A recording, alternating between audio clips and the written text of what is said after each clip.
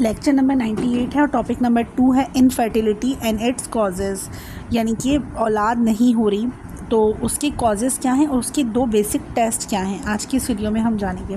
देखिए, अगर एक हस्बैंड वाइफ केस लेकर आती है कोई लेडी आपके पास कि हस्बैंड वाइफ हैं, हमारा रिलेशन भी नॉर्मल है और पता नहीं औलाद क्यों नहीं हो रही, मेरे हस्बैंड के टेस्ट नॉर्मल हैं, मेरे टेस्ट नॉर्मल हैं, ये तो उनको लगता है ना। तो आपके पास क्या कंप्लेन लेकर आई है कि भाई औलाद नहीं हो रही, तो आप एज अ डॉक्टर किस तरह से इस केस को लेंगी।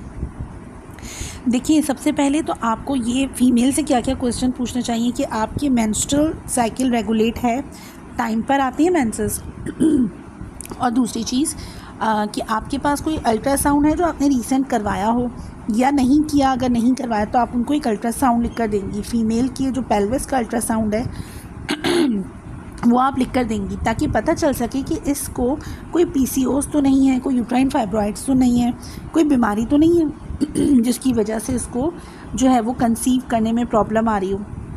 फिर पूछेंगी उसकी ओवरऑल हेल्थ, देखेंगी कि वो एनीमिया तो नहीं है, उसको खून की कमी तो नहीं है, या उसको थायराइड तो नहीं है, इस चीज़ को देखेंगी आप। तो अगर थायराइड का टेस्ट को नहीं उसको पता तो आप टीएसएच का टेस्ट उसको करवा देंगी। 2 टेस्ट तो ये आप उसको ज़रूर देंगी। और दूसरी चीज़, उसके हस्बैंड का आप कहेंगी कि अपने हस्बैंड का सेमन एनालिसिस करवा लें। उसके अंदर भी पता चल जाएगा कि मर्द के अंदर जरसूमों की कमी तो नहीं है और जो जरसूमें हैं वो हेल्दी हैं या एबनॉर्मल हैं। तो ये ओवरऑल टेस्ट आप उनको लिख कर देंगी और इस तरह की आप जो है ये क्वेश्चन करेंगी। ये बेसिक टेस्ट कहलाते हैं। 3 टेस्ट मैंने आपको बताएं।